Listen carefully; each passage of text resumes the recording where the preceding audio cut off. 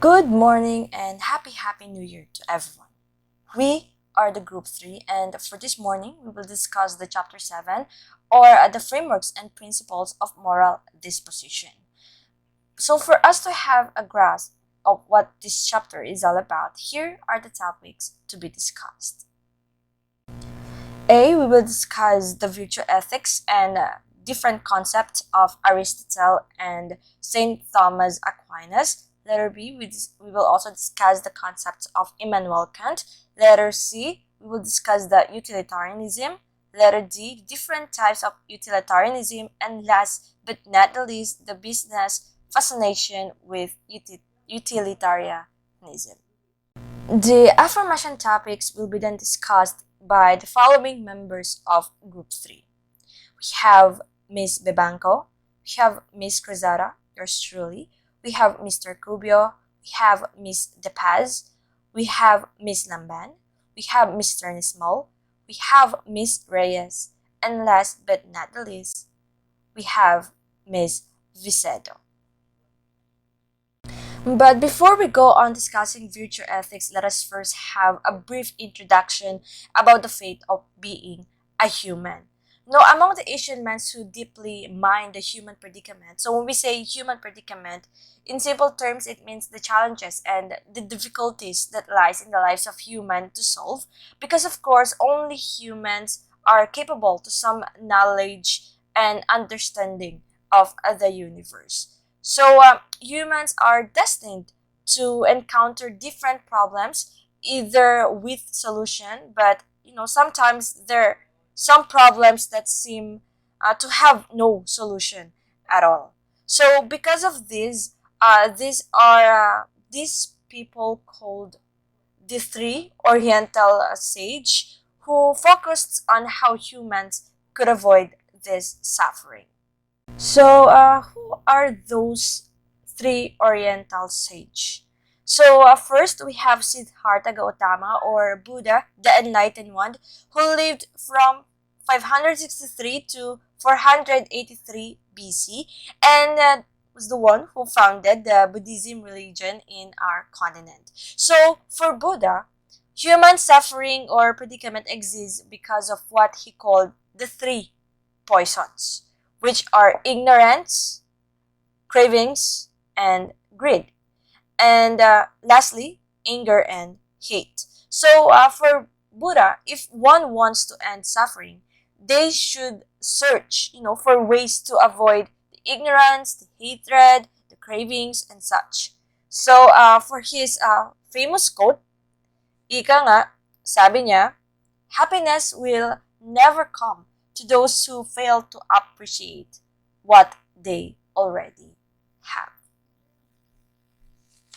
So, second Oriental sage is Lao Tzu or Lao Zi, but his follower called him Master Lao, who lived from 600 to 501 BCE, and the one who founded the Taoism or Daoism religion that usually is evident in the country China. So, big percentage talaga na Taoism yung religion ng mga Chinese hanggang ngayon. So, for Master Lao, the human predicament or suffering exists because people were out of touch with their de. So, this is the inherent power, this is the true nature of a person, the virtue of a person, and also with the Tao. So, Tao naman, this is the principle of harmony or balance in the universe.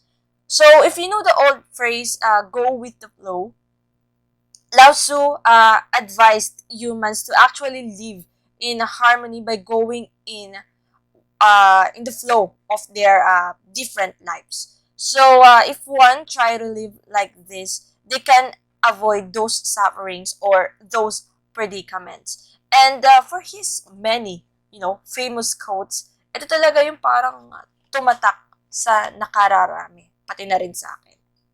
Sabi niya, to realize that you do not understand is a virtue. but not to realize that you do not understand is a defect.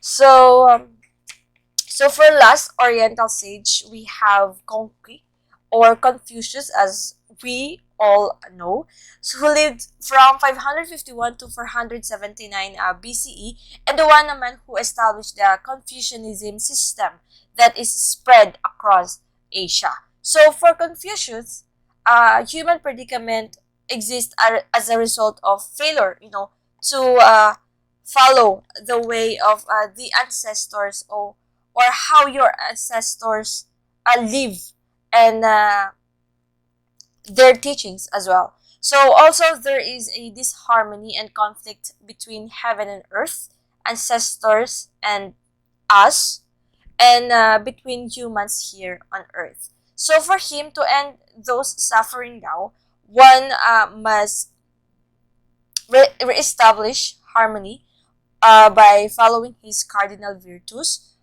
which are the Jan, Yi, Li, Qi, and Sin. And for his quote, I think it is applicable to many of us, that to know your faults and to be able to change is greatest virtue.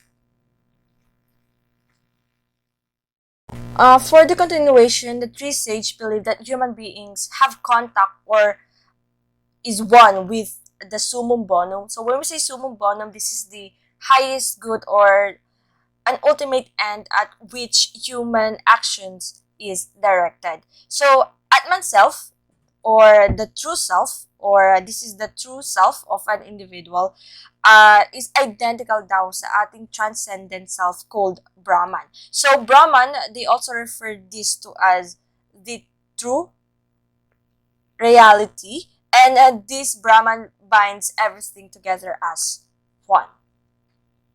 So if we have God as the omnipresent, they have Brahman naman as the counterpart or the omnipresent. So for them, parang sa Atman tayo nagkakaroon ng suffering because we are always seeking and asserting our worth in this world full of pain and miseries. And because na rin, admit it or not, because of our selfishness, kaya humans or we tend to always be miserable at some point of our lives. But humans, as for them, still needs to struggle to find the true reality, which is of course the Brahman. So if we have three Oriental sage that believe that humans are always miserable and have to struggle, the Greek triumvirate naman believe that human inherently seeks for happiness, but of course, true happiness is not easily achieved because one will experience true or a genuine happiness if one is a virtuous person. So, sino-sino nga ba itong tatlong Greek triumvirate na to? So, of course, we have the spa or the three great Greek philosophers, Socrates, Plato, and Aristotle. So, first, we have Socrates, who lived from 469 to 399 BCE, best known for his Socratic method of teaching, or ito yung continual questions ng teacher sa kanyang students in order to get their real views and opinions about something or about certain topic. So going back, Socrates asserted that happiness is acquired upon living a good life.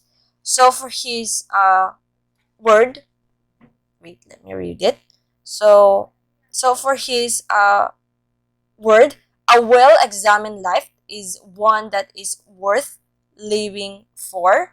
So for him, an examined life is that people always search, for reasons. They know who they are, they know who they want to be, they keep working hard, trying to improve themselves. So if people will live an examined life, they will acquire happiness than people living an unexamined life who keep repeating things and never wonder the meaning of their lives. So, second, we have Plato, who lived naman from, also, hindi talaga ma-identify if he lived between 428 to 427 and died either on 348 or 347 BCE. But, you know, huwag nating isipin yan. Plato is best known for his many influential dialogues, including the Republic, that describes the importance of being just in the world and by just being happy. So talking about happiness, Plato argues that only when we truly understand human nature can we find individual happiness and social stability. So he also argues that happiness was not, dependent on society or in friendships, but it depends on the person itself. So like Aristotle, it should be a habit for us to live a virtuous life so we can travel forward along our path with ease to find our individual happiness. But one thing about Plato is that he believed that human is exiled and imprisoned in the body as punishment for our many sins. So, kaya tinatawag niya rin ng body ay ang prison of the soul. But he have formulated, self-liberation or complete freedom that can be achieved through constant meditation and imitation of our perfect self. And third, and most importantly, of course, Aristotle, who argued that to achieve happiness, one must live a virtuous life throughout time. But before we go dwell more about Aristotle or the concept of Aristotle, let us now discuss virtue ethics. So before anything else, let us first know independently what is virtue and what is ethics. So in simplest definition, or explanation, virtues, these are the qualities that are considered to be good or desirable in a person. So virtues are what pushes us to be what we ought to be rather than what we ought to do. So nasabi dito that it is not fixed in an individual and difficult to put in practice because for Aristotle, it is difficult to be virtuous if you aren't in the habit of being virtuous. So, what are some important virtues? So, we have 5.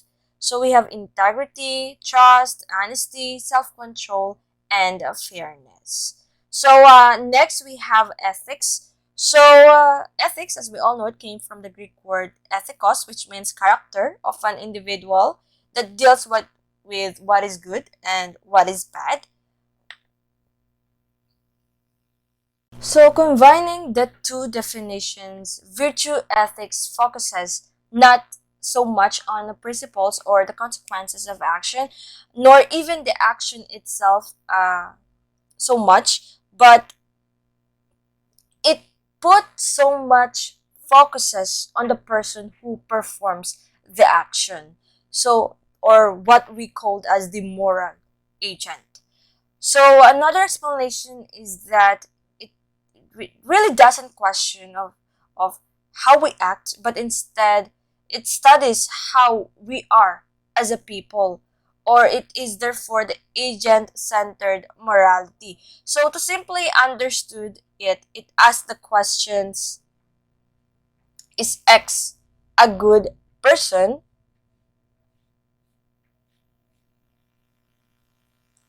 So rather than is X right or wrong?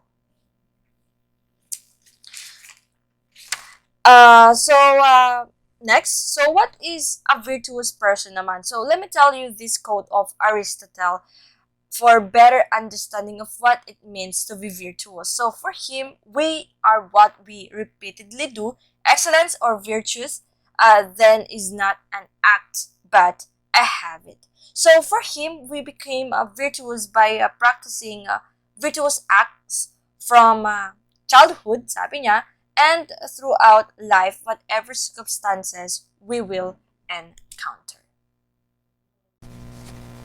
And for the famous, virtue ethicists, and in many ways, still the starting point for most virtue ethicists is the great Greek philosopher Aristotle, who lived from 384 to 322 BCE. So, if Socrates, excellent student, was Plato, Plato's excellent student naman was Aristotle, and together formulating the spa Greek philosophers. So, in this or in his Nicomachean Ethics, Aristotle laid out a system of virtue ethics which still remains the starting point nga, or the model for most virtue ethicists. So, if Plato taught us that human beings are not a pure mind or spirit, Aristotle taught us naman that human beings presently or present earthly existence is a composite nature of the following. So, we have body and soul, sense and intellect, mind and matter, passion, and reason. Ito raw yung mga bumubuo, yung composite nature ng isang tao or ng isang human. Medyo napahaba ata ang ating brief introduction, but now let's begin our discussion of virtue ethics by, discussing Plato's concept of telos. So, telos, this is a Greek word which means end, purpose, or a goal. That is a concept used by Aristotle, of course. So, telos is also the root term for teleology. And as we all know, teleology is the study of the purposiveness, or, the study of objects with a view to their aims, purposes, and or intentions. So the notion that everything has a telos also gave rise to epistemology, or this is the study of the validity of a knowledge. So everything in the world, maybe a living or a non-living thing, really has a telos or a purpose. So let's read nga some examples given sa ating PowerPoint. So what is the purpose of our eyes? Of course, it is to see.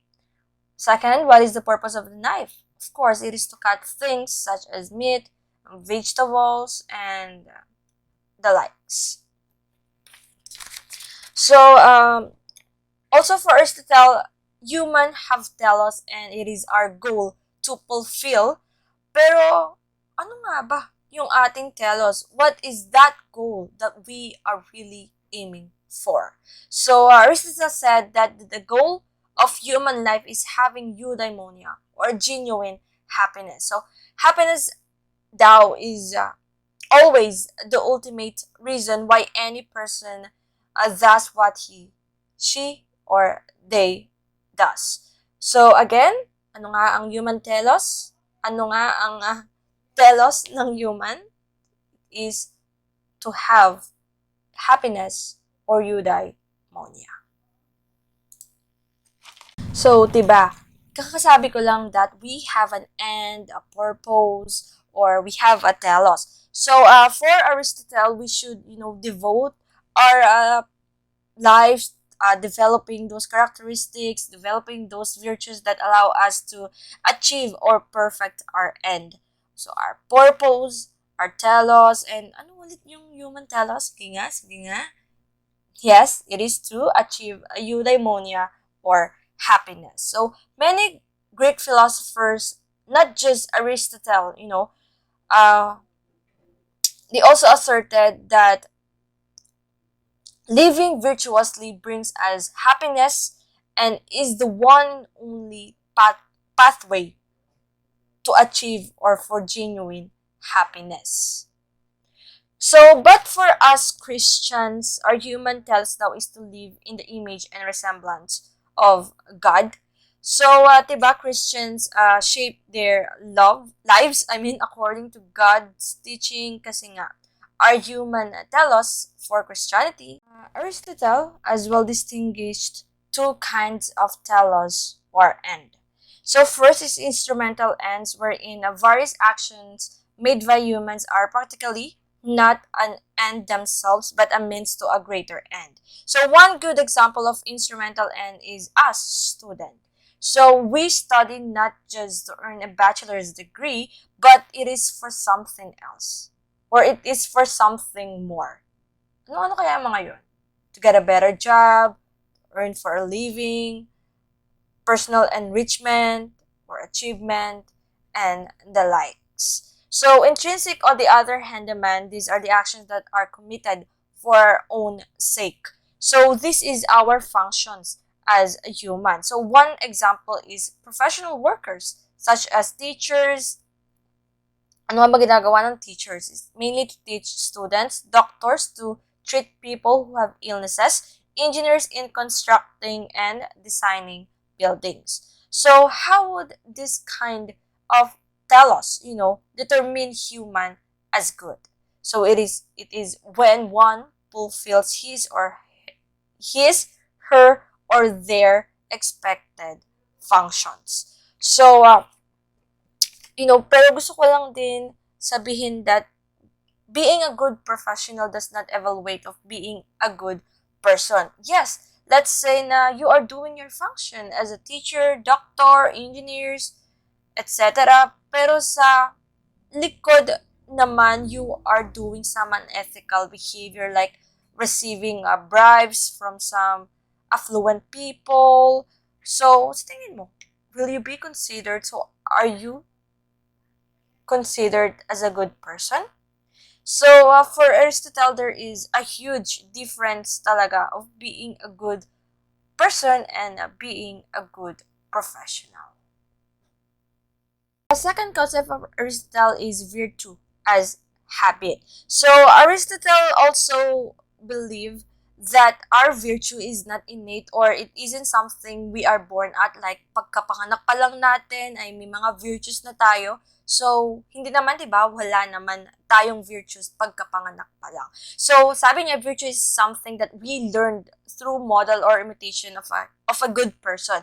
So, we can think of it like Albert Bandura's social learning theory. So, one cannot just simply study what virtue is, but one must actually be virtuous. So, analogously, in order to become good at sport like baseball, basketball, volleyball, and many more, so we do not just simply study the ways, the techniques, but lahat ng pinag-aralan natin must put into practice para matuto tayo at maging magaling sa isang sport. So, one's thought or words alone don't make a person rather virtuous. So, one must really act on them.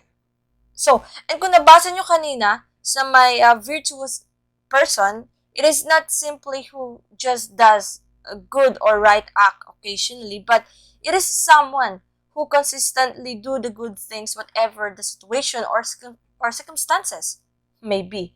So, again, so for one to be virtuous, one must make it a habitual act. So, third is virtue as happiness. So again, according to Aristotle and other Greek philosophers, that the goal of action of a human is the eudaimonia or the happiness. And for Aristotle, happiness comes from the perfect practice of virtue. So that living a virtuous life is really the key to happiness. Also, he argued that genuine happiness thou is not achieved through money, fame, power, but eudaimonia or genuine happiness is achieved of being virtuous. So, sabi pa niya nga, doing simple things that are good is a key step daw for achieving happiness. And lastly, he believed that being a good human or living a life of eudaimonia consists of engaging in rational activities. So, I guess this is the last concept of Aristotle, which is the principle of moderation. Also, Aristotle, on the other hand, emphasized the attainment of virtue and happiness through moderation in all things. So Aristotle understood a virtue as a mean between two extremes. So one virtue should always be balanced. So if one virtue goes excess or sumobra, it is now called vice. So and when the same virtue lacks or deficient, it is now called deficiency. So for example, self-control. So it is a virtue, right? So kapag nag-excess na siya, nagiging impulsive na yung characteristic ng isang tao. Pero pag lacking naman sa self-control, nagiging indecisive naman yung trait ng isang tao. So, gusto lang i-point out ni Aristotle dito that one must live life in moderation, in harmony, in balance, in order to attain what? To attain happiness. So, siguro I will just leave you with a famous song of Queen. I don't know if you know this, but I believe that some of you may. So, the too much love will kill you, something like that. So, love in moderation. Because practicing moderation allows you to maintain a good balance in life and not allowing yourself to overindulge sa buhay-buhay. So, for Aristotle, following the principle of moderation also promotes healthier well-being. So I guess that's the end of the concept of Aristotle about virtue ethics. Sorry at medyo napatagal. But of course, we should also know another concept of virtue ethics naman by St. Thomas Aquinas. So we have Miss Vicedo to take on the presentation. Good day po. I am Maria Victoria M. Vicedo and I will be discussing about St. Thomas Aquinas. He was born sometime between year 1224 and 1226 in Roccasecca, Italy. So walang specific date ng birthday niya na na-disclose. He died on March 7, 1274. He was around 49 years old that time. His parents believed that he was meant to take a religious path. They believed na he was destined for a religious vocation. And they were quite right as he was canonized in 1323. So on that year, St. Thomas Aquinas was recognized as a saint of the Roman Catholic Church. He's also considered as the supreme model of Christian philosophers. He has a lot of writings, interesting writings that contain his philosophy that are still widely known and still being discussed by scholars and philosophers today, whether they are Christians or non-Christians. And one of his famous works is the Summa Theologica. Next, we have St. Thomas Aquinas' view of happiness. It is the same with Aristotle. For him, our act can be considered good or bad depending on how it contributes to our telos. So when we say telos, ito yung ating final goal. It is the aim behind every action that we do. And for St. Thomas Aquinas, our telos or final goal, it is equivalent to eudaimonia or happiness. So yung happiness na to, it can be understood as completion, perfection, or well-being. And then, for St. Thomas, kailangan natin ng virtues when we are trying to achieve happiness so it can consistently guide us. Pero naniniwala din siya na imposible na makamit or ma-achieve natin yung final or complete happiness just by relying on our human capacities or capabilities. For him, possible lang na ma-achieve yung final happiness through supernatural union with God. Meaning, hindi lang virtues yung kailangan natin to achieve happiness, we also need God's guidance. Next, we have St. Thomas Aquinas' definition of law. According to him, a just law is an ordinance of reason promulgated by competent authority for the sake of common good. So first, a just law is an ordinance of reason. The law must be reasonable. Hindi lang dapat basta-basta ginagawa yung isang law. Dapat may rational basis tayo for that. May evidence or presented facts as to why it needs to be a law. Also, kailangan din na yung law is permanent, meaning it should be relevant for a long period of time. Next is a just law is properly promulgated. This means that the law must be clearly communicated to all people concerned. Everyone should know and understand the law. And us, as citizens, we are responsible and we have the duty to know and understand the law. Next is a just law must be decreed by competent authority. It must be created and implemented by legitimate authority only. Meaning, hindi lang kung sino-sino yung pwedeng gumawa ng batas. May mga specific na tao na may right na maggawa ng batas and depende pa yan sa community na need i-cater or i-cover ng law. For example, church leaders lang yung may right to implement laws na magko-cover sa church community. Lastly, a just law ought to be for the sake of common good.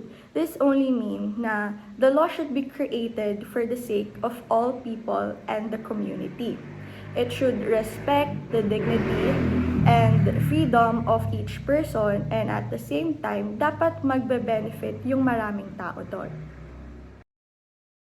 Next is St. Thomas Aquinas and the natural law. For him, it is God who directs and guides all things. Kung ano yung order, yung purpose, and yung end ng living things. So with that, the natural law governs the natural course of everything. Meaning, we are just following what's supposed to happen. We are just following what's meant to happen. And for humans, we are meant to follow the natural moral law. We are guided by our moral judgment so we can do good and avoid evil. Next is we have St. Thomas Aquinas' cardinal virtues. These are principal moral virtues that indicate human goodness. So, meron tayong four main virtues, prudence, justice, temperance, and courage. And all the other virtues are based on them. This will be further discussed by the next reporter. Thank you. Good day everyone! Ako nga po pala si Miss Chrysel Antoinette S. Reyes at ang ire-report ko po ay tungkol sa 4 cardinal virtues ni St. Thomas Aquinas. Alam naman po nating lahat na para makakilos tayo ng tama, kailangan may idea tayo sa kung paano ba dapat tayo magbe-behave sa buhay or in a certain situations.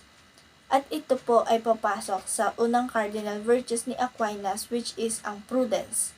Ano nga ba ang prudence? Sa general meaning nito, ito ay ang act of being careful about our choices, stopping and thinking before acting. But according to Aquinas, it is a wisdom concerning human affairs o ang tamang katwiran natin as a person patungkol sa ating mga actions. And in order to make good decisions or judgment, Aquinas suggests twofold knowledge that we must know. First is the general moral principles that guide actions. Second is the particular circumstances in which a decision is required. Na kung saan ay sinasabi dito that prudence involves a fairly simple and straightforward process of applying moral rules to specific situations. Ayon naman kay Thomas Hibbs, prudence involves not simply the subordination of particulars to appropriate universals, but the appraisal of concrete contingent circumstances, which means na ang good decisions daw po ay tumutugon sa kung ano ang kailangan sa situation na iyon. Kumbagay hindi tayo basta-basta gumagamit ng ating moral principles para lang sa kung ano ang ating dapat gawin. Sinabi rin ni Aquinas na ang virtue of prudence is a kind of intellectual aptitude that enables us to make judgment that are consonant with and indeed ordered to our proper end. And this end ay ang human good, na kung saan ay predetermined to us by our rational nature. Kaya tandaan natin na ang prudence ay hindi ine-establish at dinedesire ang end natin. Therefore, we desire our proper end depending on whether we have the right sorts of appetitive inclinations. According to him, prudence illuminates for us the course of action deemed most appropriate for achieving our antecedently established telos through these three acts. First is counsel, na kung saan tayo ay nagtatanong tungkol sa mga paraan na pwede nating gamitin sa pagkamit ng ating end or yung human good nga. Second is the judgment or ang pag-classify kung ano ang tama or wastong paraan para sa pagkamit ng ating human good. And lastly ay ang command na kung saan naman ay ang pag-apply na ng judgment na act. Next po is, as a cardinal virtue, prudence function as a principal virtue on which a variety of other excellences hinge. Ang excellences hinge na ito ay ang mga memory, intelligence, docility, shrewdness, reason, foresight, circumspection, and caution. Kung wala ang mga ito ay malaki ang chances na magkaroon tayo ng mga problema in achieving and acting ng morally appropriate way. For example, kung wala ang mga excellences hinge na ito ay may tendency na hindi tayo sumunod sa mga pangaral na binibigay sa atin ng mga good counsel. Another example ay kumilos tayo ng hindi masyadong pinag-iisipan o basta-basta na taliwas sa nature natin. Second cardinal virtue po ni Aquinas ay ang temperance, na kung saan ang temperance ay may twofold meaning. Una ay a kind of moderation common to every moral virtue, and ang pangalawa naman po ay the moderation of physical pleasures, especially those associated with eating, drinking, and sex. Temperance is the virtue that restricted desire for physical gratification or pleasure, na kung saan ay tinatawag din ni Aquinas na concupiscible passion o ang kagustuhan lang natin na maranasan ang mga pleasing and good things at iniiwasan kung ano ang makakasama sa atin. Sinasabi rin dito na ang physical gratification ay isang innately deficient type of enjoyment na dinenay ni Aquinas dahil sabi niya na ang physical pleasure daw ay nangyayari dahil sa natural operations ng ating katawan. Moreover, according to Aquinas, the purpose of temperance is to refine the way we enjoy bodily pleasures. Kumbaga ay hindi inaalis o binabawasan ni temperance ang bodily pleasure natin. Though, binibigyan lang tayo nito ng proper sense of moderation sa kung anong bagay ang mga pleasurable. Sa katunayan ay ang mga bodily enjoyment na ito ay maaaring magkaroon ng malaking impact o parte sa ating rational life dahil we as a person ay madaling maapektuhan ang ating mga pangangatwiran o desisyon if hindi natin makontrol ng ayos. Next is, there are hosts of subsidiary virtues that fall under temperance because they serve to modify the most insatiable human passions. For example, chastity, sobriety, and abstinence ay parte ng temperance dahil ang chastity ay for retrenchment or reduction for sex, sobriety ay reduction sa drinks, usually ay sa mga alcohols, and abstinence ay para sa mga foods. Meekness, clemency, and studiousness are also parts of temperance since they all restrains appetitive drives, especially anger for meekness.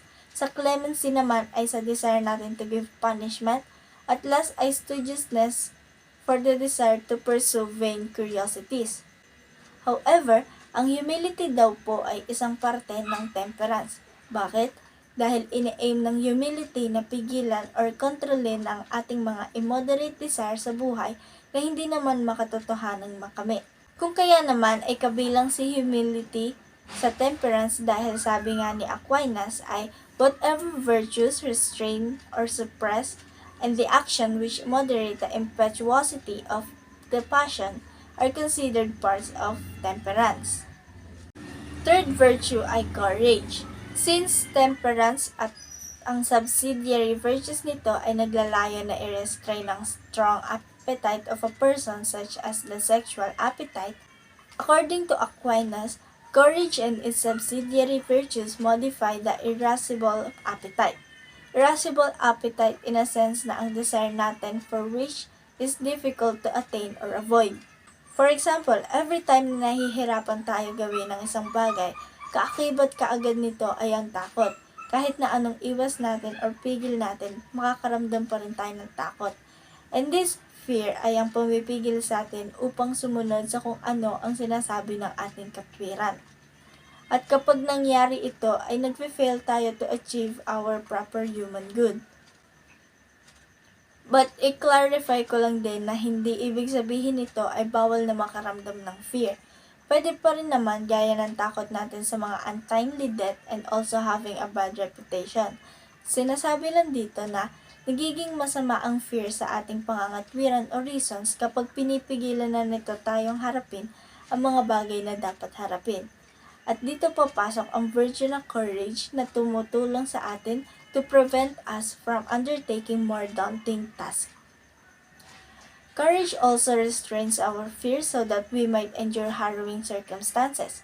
Kumbaga ay hindi lang daw pinapawi ni courage ang mga takot natin, though nilalabanan din ito ang mga unreasonable zeal o mga padalos-dalos nating mga desisyon sa buhay.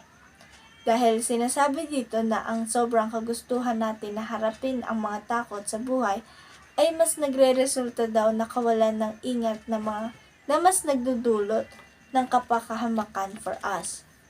Therefore, we need courage in order to conquer fear and help us modify our unreasonable actions due to recklessness that can make us vulnerable to harm.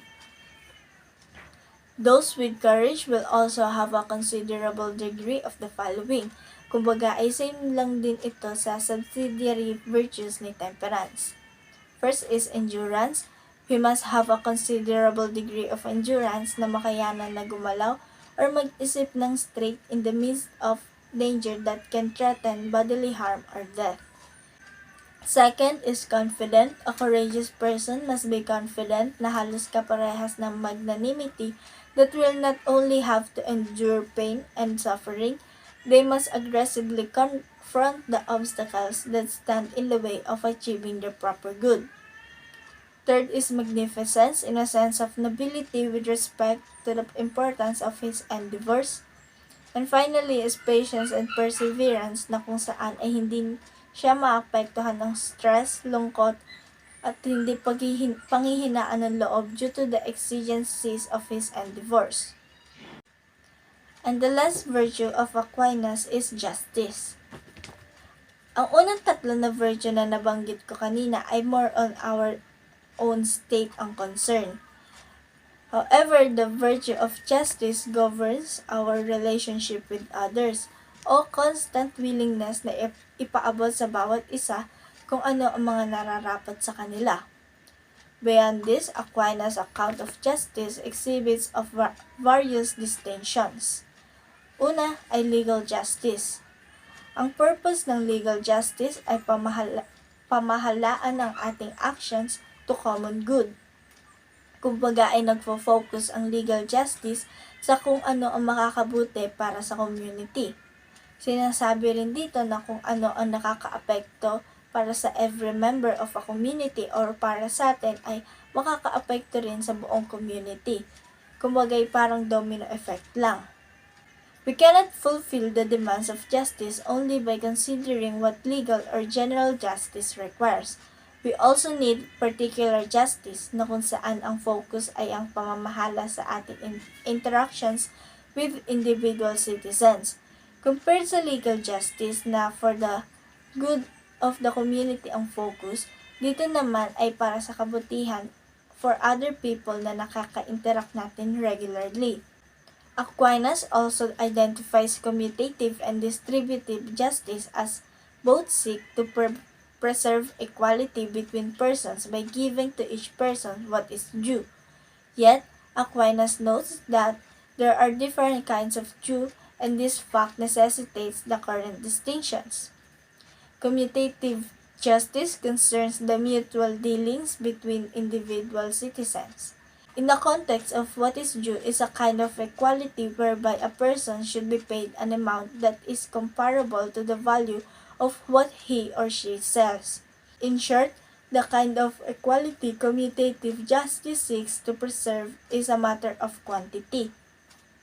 However, distributive justice concerns the way in which collective goods and responsibilities are fairly apportioned among people who stand in a social community.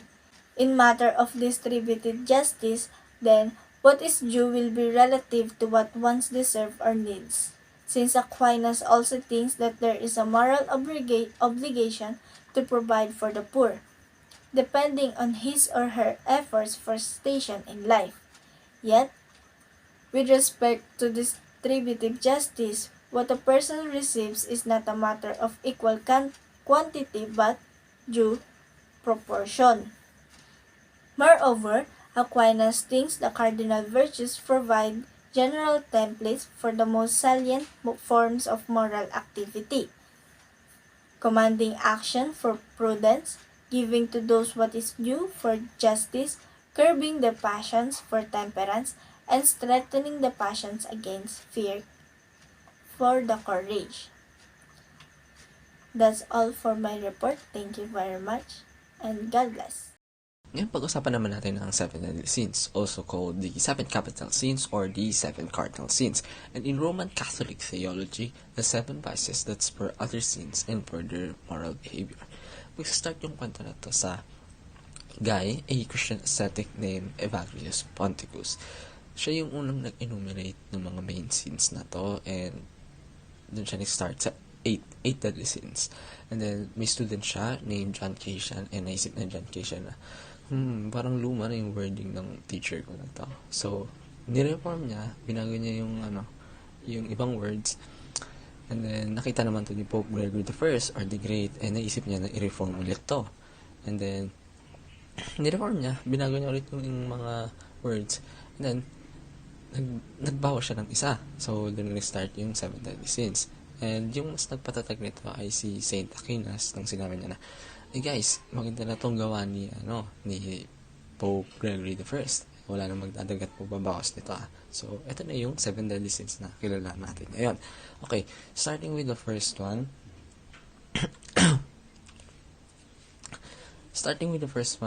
Pride, also known as hubris, it is considered the original and the worst of the 7 deadly sins on almost every list. It is also thought to be the source of other capital sins. Ito ay dahil may nagsasabi na pinakaunang sin na nakumit sa mundong to is yung sin of pride back then when Satan didn't acknowledge God to be someone superior than him. He acknowledged himself as higher than God. Pride is identified as dangerously corrupt selfishness, putting one's own desires, urges, wants, and whims before the welfare of others. And Dante Alighieri's definition of pride was love of self perverted to hatred and contempt for one's neighbors. In more pathological cases, ito yung irrational belief na one is essentially better, superior, or more important than others, despising their merits and excessively admiring oneself as godlike and refusing to acknowledge yung limit niya, faults, and wrongs. Ang punishment na to sa story ni Dante Alighieri's Divine Comedy is sila ay magbubuhat ng bato. This is so that nakayuko sila, rendering them unable to challenge anyone with their defiant eyes. Okay, kanina nasabi ko na may 8 deadly sins na gawa ni Ponticus. Yung isa na to is yung vainglory. Ito yung tinanggal ni Pope Gregory. Vainglory is basically similar to pride. While pride is what oneself thinks to himself, kung ano yung iniisip niya sa sarili niya. Ang vainglory naman is kung ano ang iniisip ng ibang tao sa'yo. So, pride ka sa kung ano yung sinasabi ng tao sa'yo, compliment, something like that. Tinanggal to ni Pope Gregory kasi basically pareho lang din naman sila ng idea nung pride. Next is yung greed. Greed is a sin of desire like lust and gluttony. However, yung greed naman as seen by the church is applied to an artificial rapacious desire as well as yung pursuit of material possessions. Hoarding of materials or kung ano-ano pang objects, theft, robbery, especially by the means of violence, trickery, or manipulation of authority are all actions that may be inspired by greed. And ang punishment naman ng greed dun din sa story ng Divine Comedy is that they carry around weights na pinupush nila gamit yung dibdib nila, which represents their selfish drives for fortune during nung nabubuhay pa sila. Next naman is yung gluttony. Gluttony is the overindulgence or yung overconsumption of anything to the point of waste. And the word derives from the Latin glutire, meaning to gulp down or to swallow. Okay, Thomas Aquinas took a more expansive view of gluttony, arguing that it could also include the obsessive anticipation of meals and overindulgence ng delicacy and costly foods. So Aquinas also listed 5 forms of gluttony. Laute is eating too expensively, kumakain ka ng mamahalin. Studios is eating too daintily. Daintily ata is onti lang. Nimis is eating too much. Prepper, eating too soon. Ardenter is eating too eagerly. Ang punishment nito sa story ng Divine Comedy is that they are forced to wallow. Wallow is like gumapang. Wallow in disgusting smelling mud and are constantly pelted by endless rain, sleet, snow, and hail. And inatak sila ni Cerberus. Katakot. Last or lechery is yung intense longing. It is usually thought of as an intense or unbridled sexual desire, which may lead to fornication, which includes adultery, rape, bestiality, and other sinful and sexual acts. Oftentimes, however, it could also mean other forms of unbridled desire, like lust for money or lust for power. Ang punishment nito sa Divine Comedy is that they are blown about to and fro by a violent storm without hope of rest, and this symbolizes the power of lust to blow one out about needlessly and aimlessly. Next is yung sloth. Sloth refers to a peculiar jumble of notions dating from antiquity and including mental, spiritual, pathological, and physical states. It may be defined as absence of interest or habitual disinclination to exertion. And ang punishment naman ito is that they are running without resting or stopping. Bit ironic, actually. Envy is characterized by an insatiable desire like tulad lang din ng greed and lust, and it can be described as a sad or resentful covetousness toward the traits or possession of someone else, and it arises dun sa nasabi ko kaninang vainglory, and it severs a man from his neighbor. Okay, envy is said to be the motivation behind Cain murdering his brother Abel, as Cain envied Abel because God favored Abel's sacrifice over Cain. Madaming nalilito sa anong pinagkaiba ng envy sa jealousness. Envy is naiinggit ka sa bagay na meron ng iba pero wala ka. While jealousness is naiinggit ka, nagagalit ka sa bagay na meron ka tapos parang nakukuha ng iba. Okay, for example, envy. Naiinggit ka sa iba kasi magaling sila sumayaw at ikaw hindi. Jealousness naman is, kunwari, ikaw may pinakamataas na score and then nalaman mo na yung kaibigan mo mas tumaas sa'yo. So, ikaw na dapat yung highest pero nakuha niya. Yun yung jealousness. Okay, yung punishment nito sa Divine Comedy is that their eyes are sewn shut with iron wire and with tears squeezed out of their closed eyes. And yung souls nila would huddle together like blind beggars. Wrath can be defined as uncontrollable feelings of anger, rage, or even hatred. Wrath often reveals itself in the wish to seek vengeance, and in its purest form, wrath presents with injury, violence, and hate that may provoke feuds that can go on for centuries. Wars, something like that. Wrath may persist long after the person who did another grievous wrong dies. Parang, patay ng isa pero nagagalit pa rin. Feelings of wrath can manifest in different ways, including impatience, hateful misanthropy, revenge, and self-destructive behaviors such as drug abuse or suicide. And ang punchline naman ito sa Divine Comedy is that those nasa ilog sila, swimming sila, and those on the surface are constantly fighting each other and even themselves, and they tear, rend, bite, and scratch in an epic bare knuckle brawl. So, ayun, pagbugan pa rin sila hanggang dun sa impyerno. So that's all. Thank you. Good day everyone. I am Ed Scrubio from BSP 4-10 and today I'm gonna report to you who is Immanuel Kant. We know that Immanuel Kant was a German philosopher and one of the central Enlightenment thinkers. Immanuel Kant was also born April 22, 1724 in Königsberg near the southeastern shore of the Baltic Sea and died February 12, 1804. Now, why Kant was so important? Kant's comprehensive and systematic works in epistemology, metaphysics, ethics, and aesthetics have made him one of the most influential figures in modern Western philosophy. Next is Kant essentially invented philosophy as a modern academic discipline. He distinguished the practice of empirical science from the philosophical questions of why empirical science is the paradigm case of knowledge and what this means for us. Also, Kant's most distinctive contribution to ethics was his insistence that one's actions possess moral worth only when one does his duty for its own sake. And last, Kant's main work in ethics are his metaphysics of moral and the groundwork of the metaphysics of morals. Neither give practical advice about particular situation, but rather through rational reflection. Kant seeks to establish the supreme principle or morality. And now let's talk about goodwill. So according to Kant, the will is the faculty of acting according to a conception of law. The goodwill is the only unconditional good despite all encroachments.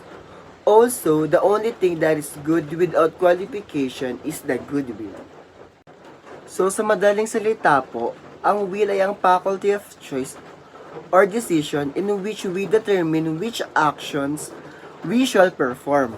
As a faculty of decision po, the will is naturally seen as the point of which we exercise our freedom of action, our control of how we act.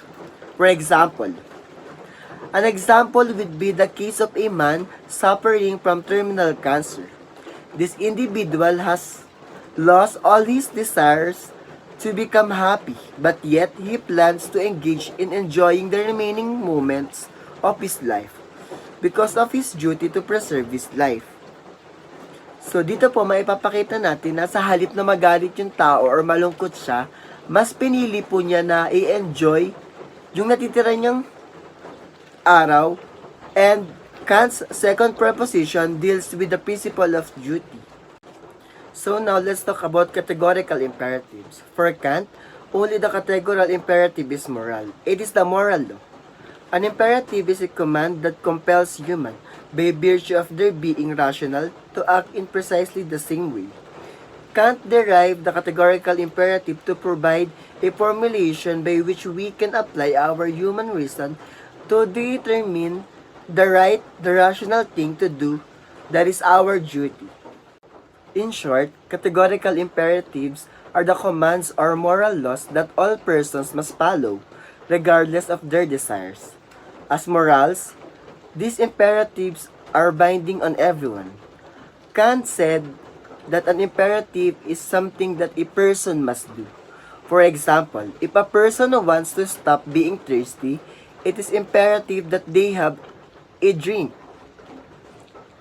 Second example, when it becomes on business, a salesperson should not deceive customers unless they believe that all salespersons should do the same. And last example, when it comes to medicine, a nurse should not give patients low quality treatment unless they believe that everyone should be treated that way. Let's talk about rights. Now, rights is a moral power endowed to man to do or to refrain from doing something that which one may be entitled of. Right is also neither physical nor material, for it is a moral power. The law provides man the power to do, to express, to act, to receive, and many more. Without law, man has no rights. Right is indeed a power, but it is only moral power. So why rights are important? Rights are necessary in human life in order to live in harmony with other human beings. It also serves as a rule of interaction between people. Also, if one has the right to life, this means that one or others don't have the right or liberty to murder him. Lastly, it is important because rights are necessary in man's life in order to facilitate his relationship with others. Last is essential properties of rights. First is coaction. It is the capacity of right to forcefully prevent its violation and to exact redress for your unjust violation. Ang coaction ay ang kapangyarihang taglay ng mga karapatan upang pigilin ang paglabag at ibigay ang kabayaran para sa kanilang hindi makatarungang paglabag. Limitations. The limitations are the natural limit or boundary of rights. Ito ay ang hangganan kung saan ang isang karapatan ay hindi maaaring igiit ng hindi nilalabag ang karapatan ng iba. And lastly, collision. The apparent conflict of the rights. Ito ay ang salungatan ng dalawang karapatan na magkaugnay na hindi posibleng gamitin ng isa nang hindi nilalabag ang isa. Good morning everyone, I'm Bebangko and pag-uusapan naman natin ang fundamental rights of man, Summa Theologica. So ano nga ba ang ibig sabihin ng fundamental rights of man?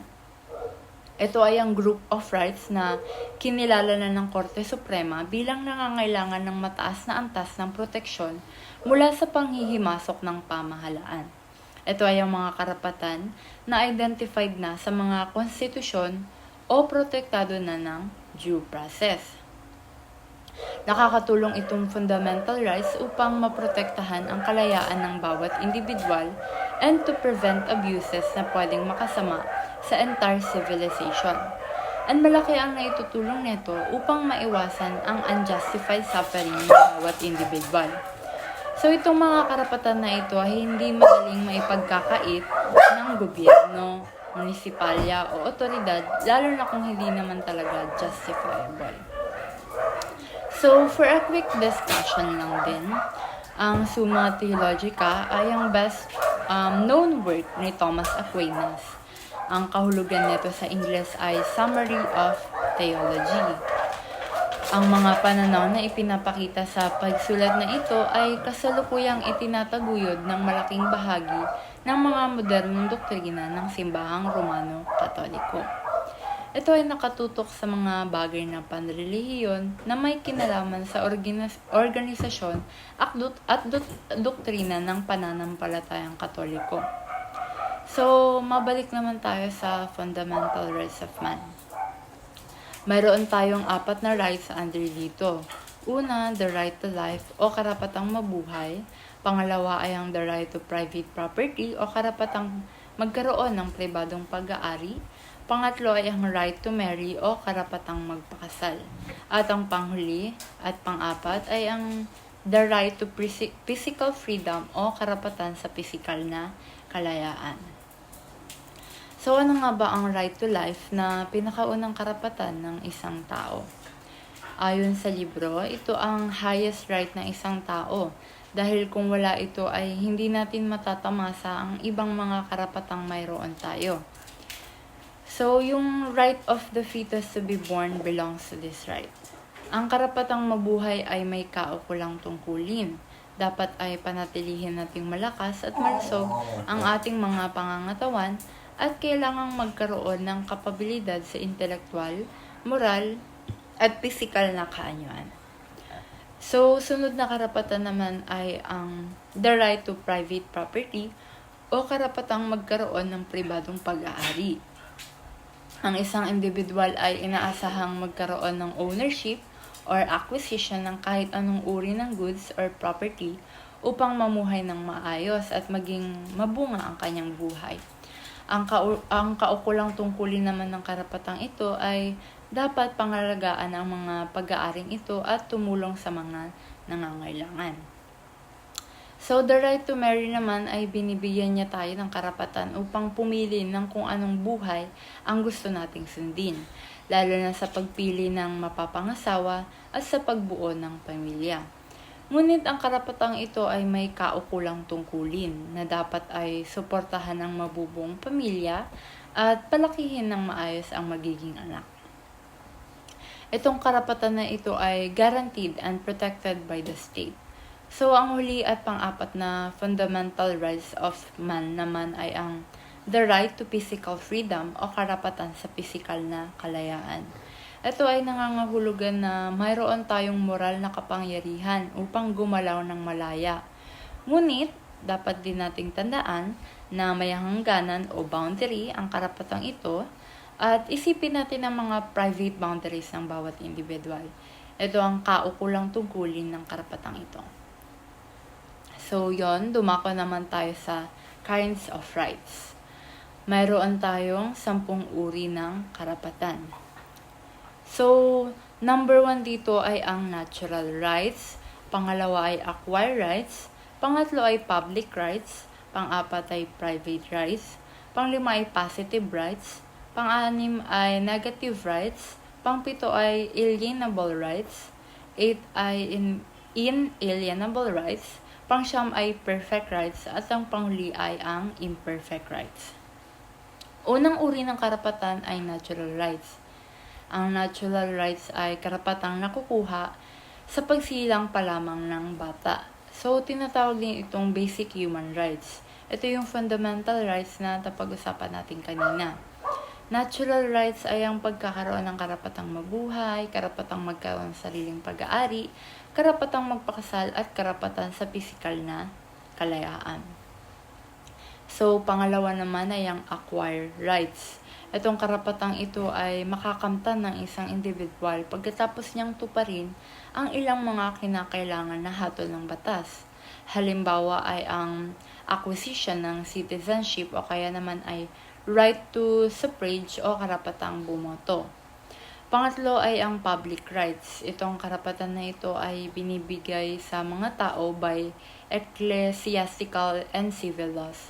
Katulad na lamang ng karapatang gumamit ng waterway for navigation, commerce, fisheries, and right to use public parks at marami pang iba.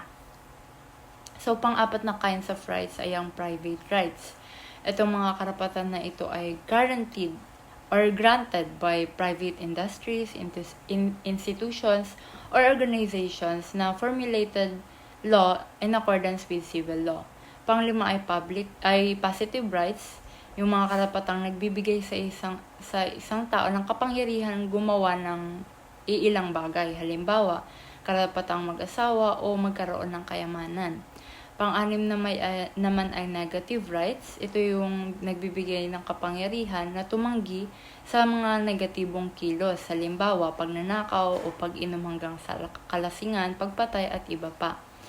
Alienable rights naman ay ang mga karapatan na maaaring ilipat o talikuran. Halimbawa, karapatan sa pagmamayari, maaari natin itong ipasa o ibenta, o karapatang nakapaloob dun sa positibo o negatibong karapatan. Kabaligtaran naman nito ay ang alienable rights. Ito yung mga karapatan na hindi maaaring ilipat o talikuran. Halimbawa, karapatang panrelihiyon o karapatang mabuhay. Pang-9 ay ang perfect rights. Ito yung rights na sapilitan o ipinapatupad ng batas. Halimbawa, karapatang mangolekta ng bayad mula sa umutang lalo na kung may pinirmahan. Kabaliktaran ng karapatan na ito ay ang panghuli at pang-10 uri ng karapatan.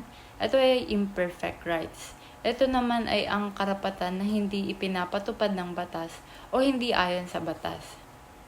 Halimbawa, ang karapatang magbigay ng mga tips sa usher. Hindi tayo obligado dahil hindi naman ito batas o covered ng batas. So, syempre, ang mga rights na ito ay may limitasyon at ito naman ang ating pag-uusapan ngayon. Ang mga karapatang pantao ay may likas na kaugnayan sa kabutihang panlahat.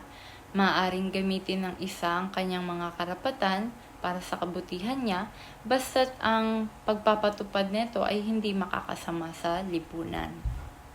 So, mayroon tayong tatlong limitation of rights. Number 1 is all rights are defined by natural law. Therefore, rights are limited by what the natural law prescribes or allows. There is never the right to do evil. 2 is rights are necessarily the correlative of duties. For every right, there is a corresponding duty. Each has rights that others are bound to respect. 3 rights must be limited for the preservation of social order. And last is, rights are limited because of the very limitation of man's nature. Man is physically free but morally bound. Ang una ay lahat ng karapatan ay tinukoy ng natural law. Ang mga karapatan ay nilimitahan ng kung ano ang itinakda o pinayagan lamang ng natural law natin. Kaya naman ay kailanman wala tayong karapatang gumawa ng masama. Pangalawa naman ay ang mga karapatan ay kinakailangang kaugnay ng mga tungkulin. Bawat karapatan ay may kaukulang tungkulin. Katulad na lamang sa mga nabanggit ko kanina tungkol sa fundamental rights of man, napansin nyo diba na kada karapatan ay may kaukulang tungkulin. Ito may mga rights tayo na bound na dapat i-respect ng iba. So, dapat igalang natin ang bawat isa. So, pangatlo naman ay dapat na limitado ang mga karapatan para sa pangangalaga ng kaayusang panlipunan dahil ika nga, ang sobra ay masama. Kung hindi ito lilimitahan ay maaaring makasama sa lipunan. Panghuli, limitado ang mga karapatan dahil sa mismong limitasyon ng kalikasan ng tao. Ang tao ay pisikal na malaya ngunit nakatali sa moral. Ngayon ay alam na natin kung bakit may limitasyon ang ating karapatan. Ngunit magbibigay pa rin ako ng mababaw na halimbawa. Tayo ay may karapatan sa pisikal na kalayaan, diba? Kung wala itong limitasyon ay maaari itong samantalahin ng iba na maaaring ikasama ng kapwa. Isa pa ay ang karapatang magpakasal at bumuo ng pamilya. Kung wala itong kaukulang tungkulin ay maaaring samantalahin ito katulad na lamang na bubuo sila ng bata pero ipapamigay o papabayaan naman. Kahit nga ngayon na may in-establish tayo na limitasyon ay marami pa rin tayong nakikita o nababalitaan na hindi nasunod dito. Kung baga ay hindi pasok sa moral na alam natin tamang gawin. Kaya mahalagang respetuhin natin ang mga limitasyong ito para na rin sa ating sarili at sa ating kapwa. Hi guys, so the next topic would be the extensions of right to human life. So we have 3 and they are: first is the man is not obliged to take extraordinary means to life. Example is undergoing major operations on account of grave reasons only to prolong but not to save life. So let me give you a scenario now. There is a lolo. Let's call him Lolo Sir. So, si Lolo Sir is matanda na siya. I think, let's say he is already 70 plus years old and because of his age, madami siyang underlying conditions. And, one day, napag-decide ng doktor, parang sinadjust ng doktor na need niyang mag-undergo ng isang major operations para mapahaba yung buhay. For this scenario, Lolo Sir is not obliged to undergo a major operations. Why? Because sinasabi dito ni Kant is hindi mo na kailangan, kasi dun sa scenario ni Lolo Sir is yung major operations na yon is makakapag pa-extend lang ng buhay niya, pero yung chances ng survival is not sure. So, parang kay Kant, it is what it is. Na parang, if it's your time, then so be it. Na hindi mo na kailangan mag-take ng effort. I mean, hindi mo na siya kailangang i-push na mabuhay pa yung isang tao na if it's his time, it is his time. And for the second one, it is not inordinate to subject life or their call for a higher order or extreme fast, long vigil, flagellation, or forms of asceticism. So, dito lang ine-explain niya na hindi kailangan yung katawan natin na mag-suffer in terms of hindi natin kailangan parusahan or gutumin yung mga sarili natin. Kasi um, yun. So for the last one is, besides good of soul and body, man must strive for the full perfection of human life. Example, the normal persuasions of adequate livelihood, good name, good moral, and honor. So, um, knowing na si Kant, he believes that the bodies penetrate soul. So, if okay yung first, ang inaano niya, if okay yung body mo, the next one is your soul. And your soul na, because healthy ka, ang magiging result nito is okay yung pag-iisip mo na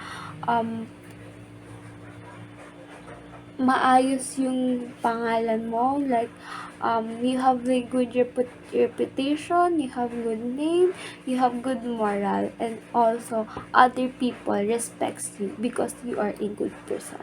The next one is we have moral rights. So, moral rights are rights that the creator of copyrighted work has to ownership and control of the work as recognized by civil law and some common law jurisdiction. So, moral rights, it is a connection of the creator of a work to their work, and about being properly named to the credited when your work is used. So we have three different moral rights. They are the right of attribution, right of integrity, and right of infringement.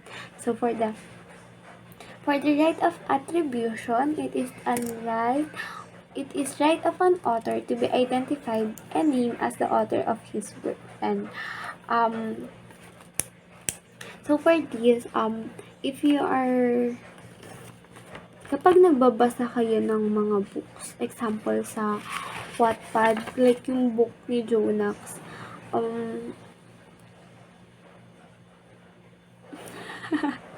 so yon yung book ni Jonax, di ba sa mga published na books, nakalagay doon yung name niya na Jonax, and it is cited as it is her work. So, it is important na ibigay natin yung credit sa mga gumawa, like sa mga author kagaya niya, and especially sa mga publication, like example, gusto mong i-publish yung one of her books, and the first thing to do is you need to ask her and permission if you can publish her book, and it's for her to decide if you can publish or not. So the second one is the right of integrity. It says here that no one can change your work without your permission, and no one can destroy your work without first asking you if you want to take it back. If example nito, if nabasa niyo she's dating the gangster na sa Wattpad, and napanood niyo yung movie na she's dating the gangster movie na adaptation. So, kitang-kita nyo na madaming alterations or madaming binago yung writer ng movie sa mismong author. So, may nangyari doon na, I mean, for sure, na nagkaroon sila ng usapan or nagpaalam si Miss May, which is the writer, na i-edit niya or papalitan niya or ganto ganyan, because right yun ng author na or right yun ng gumawa na kailangan mo siyang i-ask ng permission bago mo i-edit or dagdag bawas. Siyempre kasi gawa niya yon, sarili niyang plot yon, and it is just respect na lang din sa author. And for the last one is we have the moral right of infringement. It is just says that what you have not been properly named or credited where work is used na kapag kasi diba lalo sa pictures like since hindi always nabibigyan ng credit yung photographer. So, right din ng um, under dito yun, yung mga pictures na from the photographer na hindi na kreditan. So, I hope it makes sense. Hi guys, so for the last one, we have the legal rights. So, legal rights that exist under the rules of legal systems or by virtue of decisions of suitably authoritative bodies with them. It is also interest and accepted and protected by law, and legal rights affect every citizen. So, for example, we have the 1987 Philippine Constitution of the Republic of the Philippines, Article 3 or the Bill of Rights, stated in Section 1 that no person shall be deprived of life, liberty, or property without the due process of law, nor shall any person be denied equal protection of any laws. I am Mary Angela Sida Paz, and I will be discussing utilitarianism. Utilitarianism stems from the late 18th and the 19th century and was developed by Jeremy Bentham and John Stuart Mill because they were interested in social and legal reforms. This primarily aims to change corrupt, ineffective laws and social customs. Utilitarianism stated an action is right if it tends to promote happiness, and wrong if it tends to produce the reverse of happiness, not just the happiness of the performer of the action, but also of everyone affected by it. So, the most ethical choice is the one that will produce the greatest good for the greatest number. So, ito lang yung moral framework na pwedeng magamit to justify military force and war. At iba rin siya sa mga ethical theories na nakadepende yung rightness and wrongness of an act sa motive ng agent. Kasi for utilitarianism, it is possible for the right thing to be done from a bad motive. Tapos, dito rin, they give emphasis sa pagpuri at pagsisi doon sa agent kapag tama yung decision niya or kapag mali. So, this ethical theory places the locus of right and wrong solely on the outcomes or consequences of choosing one action or policy over other action or policies. So, utilitarianism is an ethical theory that establishes right from wrong by emphasizing result as it is a form of consensualism. So, of course, we cannot predict the future. We cannot for sure determine whether the consequences of our action will be good or bad. So, isa ito sa mga limitation ng utilitarianism. Isa pa ay ang justice at individual rights. Kasi, for example, sa isang ospital na may 4 na pasyente na kailangan ng organ transplant, heart, lungs, kidney, and liver. So, may isang healthy na tao na kaya mag-donate ng organs for them. So, ayan, masasabi natin na greatest good for the greatest number. Pero, at an expense of one life. Kayo, anong masasabi niyo? Is it an ethical choice? Kasi sinasabi rin dito na it moves beyond the interest of one person and takes action of the interest of others. So, sinasabi rin na an action is usually morally right if it leads to happiness and or the absence of pain, and wrong if it leads to unhappiness or in pain. So, kagaya nga ng sabi ni Ma'am sa last class natin, na kahit may masaktan na iba, basta mas marami ang nagbe-benefit. That's utilitarianism. Now, for the types of utilitarianism, we have act utilitarianism that argues that we should always choose our action based on what will cause the greatest amount of happiness. So, act utilitarian, mostly associated with Jeremy Bentham, hold that we should always choose the course of action that will result in the highest net utility whenever we are considering what to do. According to them, the utility principle, do whatever will result in the best overall outcome should be applied on an individual basis. So, sinasabi lang dito na yung mga bagay na pipiliin natin, dapat magkukos siya ng greatest happiness at that moment. So, example, trigger warner lang din for my example. Alam naman natin na euthanasia is somewhat medically accepted. So let's say a patient with terminal debilitating and painful disease consented sincerely to be euthanized. So a doctor then administered lethal injection. At that moment, that was the most utilitarian act as it produces a greater good. Kasi may choices yung mga doctors to continue medication and surgeries, pero that will just cause much suffering and pain doon sa patient. The lethal injection promotes overall well-being. So, kayo, what do you think? Is it an ethical choice? Now, for rule utilitarianism, it argues that we should figure out what sort of behavior usually causes happiness and turn it into a set of rules. So, according to rule utilitarianism, you should always compute the utility that would be produced by choosing the course of action or rule that would result in the most utility over in the long run if it were used each time the situation arises. So rule utilitarians want us to think long term. So here everyone is expected to follow a particular rule to maximize utility as they have greater benefits in the long run. Rules are right if they produce the greatest happiness for the greatest number. So we have two distinctions. So the first one is the strong rules that cannot be disobeyed or disregarded. So these rules create greater happiness, thus cannot be changed, destroyed, or broken. And weaker rules that depending on the situation can be disobeyed, bent, or changed to create greater happiness. So for example, we have Anna who is pregnant. Para sa mga act utilitarianism, tatanungin nila si Anna kung gusto ba ni Anna to keep the baby or not, how long the happiness will last, and who will be affected by her decisions. Now, for rule utilitarianism, a rule must be made beforehand. So it's either abortion can create greater happiness for the greater number or not. And if it does, Anna or anyone can choose it if they want to.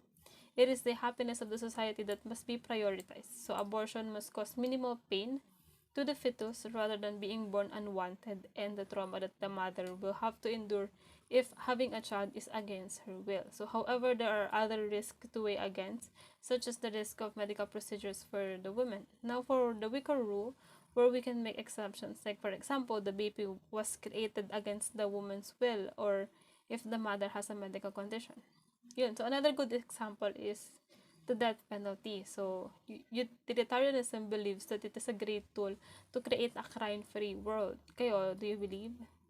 I guess it will just be against what we believe in and now, lastly, for business fascination with utilitarianism. So, business managers use utilitarianism to weigh the pros and cons of alternative economic and managerial action. So, they acknowledge that not everyone might benefit from a particular action, thus, the emphasis of utilitarianism is on the net utility of the set of outcomes from a decision. So usually they often look at a situation where they will base their decision in a win or lose situation. So for example, in mature markets, the only way to gain market share is for at least one competitor to lose share, or increasing long-term shareholder value may require sacrificing its services and products. Mas hinahanap natin kung saan tayo magbe-benefit. So another reason they use utilitarianism in business is because of how flexible it is in responding to differing situations. So, however, to use utilitarianism in business, one must understand its four components. So, the first one is consensualism, which is the understanding that the wrongness or rightness of an action is entirely determined by their actions. So alam naman natin na ang goal of every business is to make profit. So, a business may manufacture and sell substandard and unsafe products in their quest for more at syempre may mga consequences yun. So the second is welfareism, which holds that the wrongness or rightness of operations is determined by society's conceptions of a welfare or well-being. So this aspect implies that actions are good for the greatest good of the society or many people. It seeks to maximize the utility of each individual. So in business, management may decide to increase employee wages and benefit if it improves their employees' well-being or promotes their happiness. Third is individualism, that holds that every individual, as it is a human nature, pursues happiness, thus will engage in actions that will maximize utility. So in business, this may include increased profits, increased customer satisfaction, and the likes. Now, lastly is aggregation. It is the idea that the rightness or wrongness of action is determined by their ability to average the benefits brought to all individuals. So to put this in practice, businesses must engage in activities that increase profit but also serving the best interest of their customers, community, and government. So for example, by selling high quality, safe products, companies increases its intrinsic value while also increasing the needs or meeting the needs of its customers. So, returning to the concept of pain and suffering, utilitarianism holds that human beings should be happier and suffer less. Pero this does not imply that everyone is a utilitarian kasi may mga moral standard na hindi dapat ma-violate. So, the challenge that utilitarianism poses to other point of view is whether the consequences of disobeying and breaking these moral rules are worse or not. So it should be noted, however, that because utilitarianism alters people's life in numerous ways, the same can be applied in businesses or companies that these people do or work for. So it inspires people to be as effective as possible in changing the world and making it a better place. So most businesses take this into account when making hiring decisions, hoping that their new employees will live up to the expectation by doing their best for the greater good of the company. So to conclude lang, yung principle ng utilitarianism ay ina-apply din sa business. So the greater good must benefit the greater number. So like increased profits, wages, satisfaction ng employees at customers at kung ano pa. So ayun. Thank you. So that ends our discussion about chapter 7, which talks about the frameworks and principles of moral dispositions.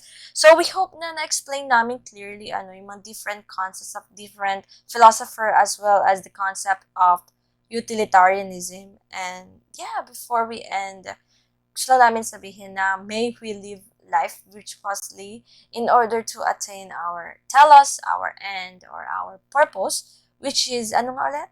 Eudaimonia or happiness. And of course, we hope for everyone to be genuinely happy because all of you deserves to feel something like that. So yun lang naman. Again, this is a group 3. Thank you and have a nice